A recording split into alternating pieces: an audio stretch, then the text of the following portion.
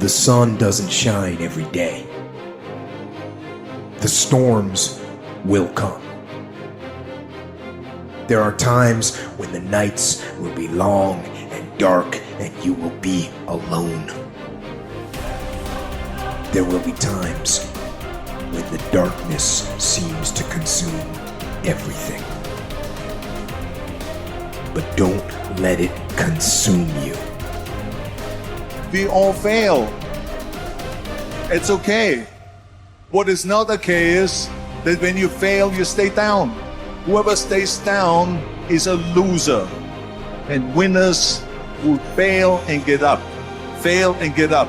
Fail and get up. You always get up. That is a winner. I can accept failure.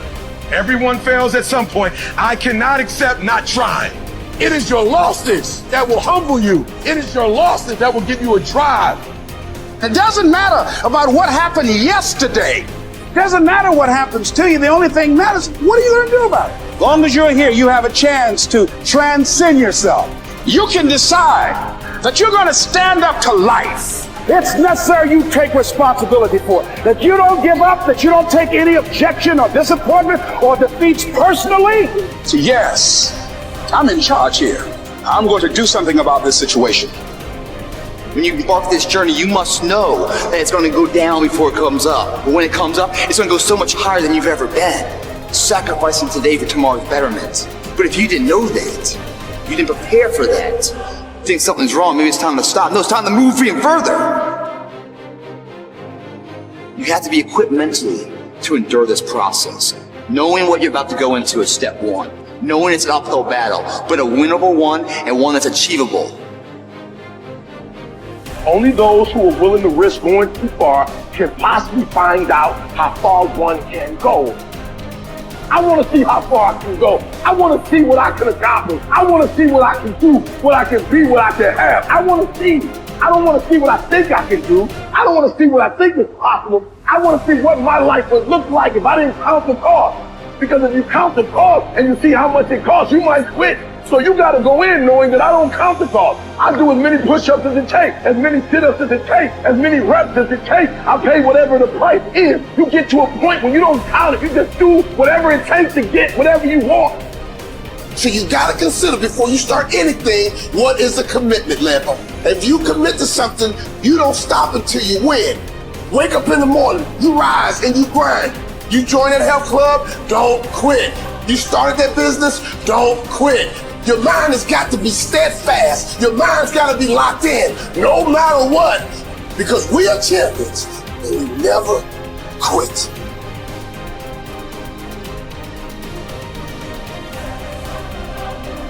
The official definition of self-discipline is the ability to control one's feelings and overcome one's weaknesses.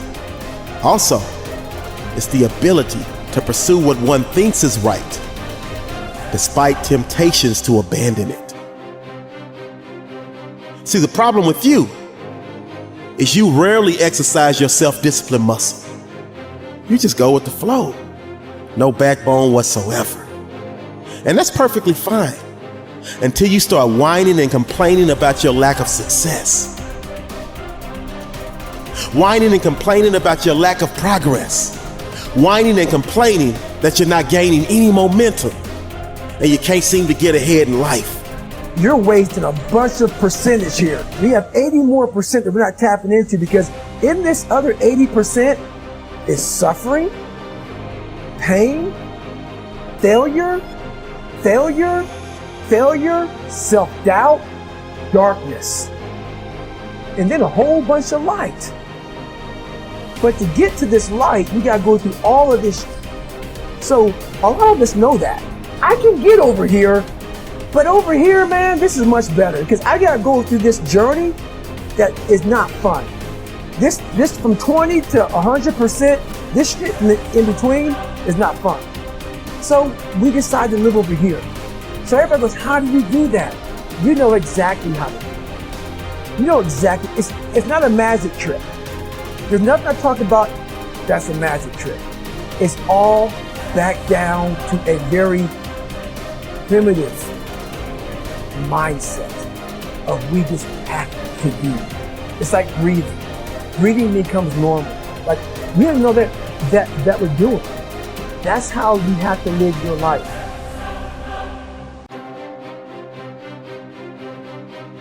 Truth of the matter is that you have a lot of potential as a child, but none of that is capable of manifesting itself as freedom before you become disciplined.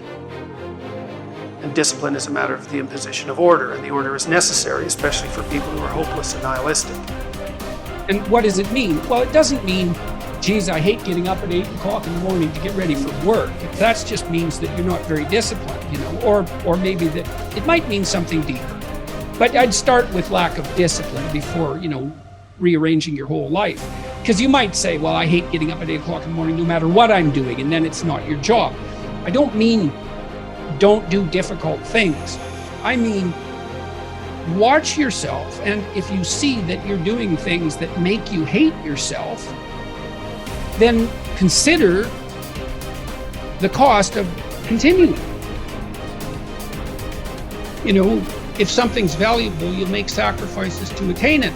That discovery of sacrifice, I think that's what separates it's one of the primary factors separating human beings from animals.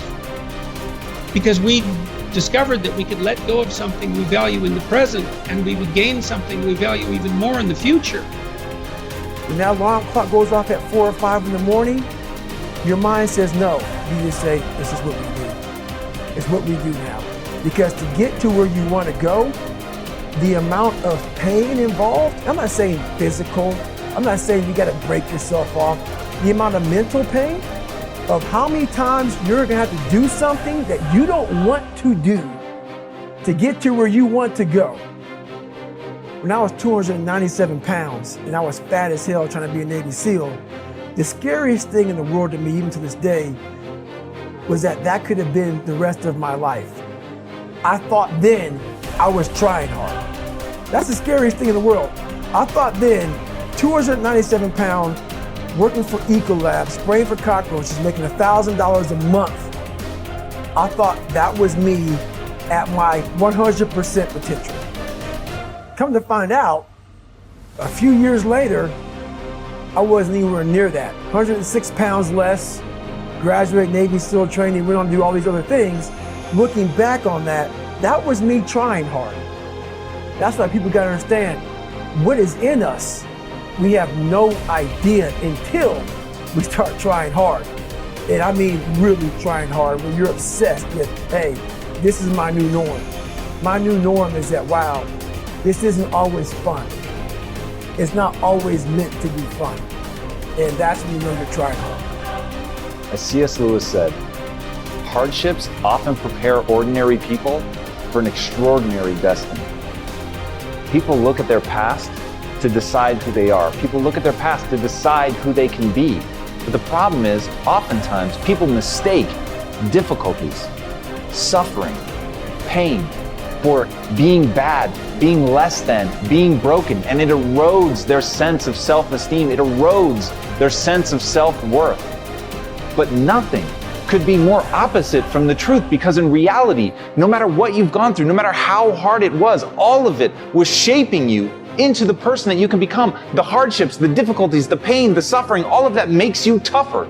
It is literally in the difficulties that you begin to find just how much you're capable of. It's in the suffering that you find out how resilient you are. It's in the pain that you can rise up and get tough. And all of that is going to serve you as you move forward, but you have to know how to frame it. You have to know how to think about it. You have to know that whatever you've been through, that all of it is an opportunity to learn. All of it is an opportunity to grow. All of it is an opportunity to get better, but you have to use it to shape yourself. You have to lean into it. You have to know that the pain and the suffering, all of it is serving you. But if you're telling yourself a story that diminishes you, if you're telling yourself a story that bad things have happened to me, or I've done bad things and that makes me a bad person, then none of it is going to help you. And you're always going to move backwards. And it's going to be this stress and this pressure that's pushing you backwards. Instead, if you could put it behind you, said it pushes you forward, it propels you to be more, then no matter what's happened to you, you can become something truly extraordinary. And as David Livingstone said, I'll go anywhere provided it be forward. You can't wait for somebody else to make your life better. You got to make your life better. You got to focus on you. Now, I'm not saying forget the rest of the people, but I'm telling you to get rid of the things that are not making you strong, that are not making you better, that are not making you efficient, that's not putting you in a better place, that's not giving you the strength that you need to keep living the life that you have been given. Don't you give up on life, because once your life is over, you can't come back. Leave your mark. Help someone. Lift someone up when they're down. Be the strength for others when they're weak. And maybe when you're at the weakest point in your life, someone will lift you up. Because we all struggle. No one is immune to it. So keep fighting forward. Don't give up.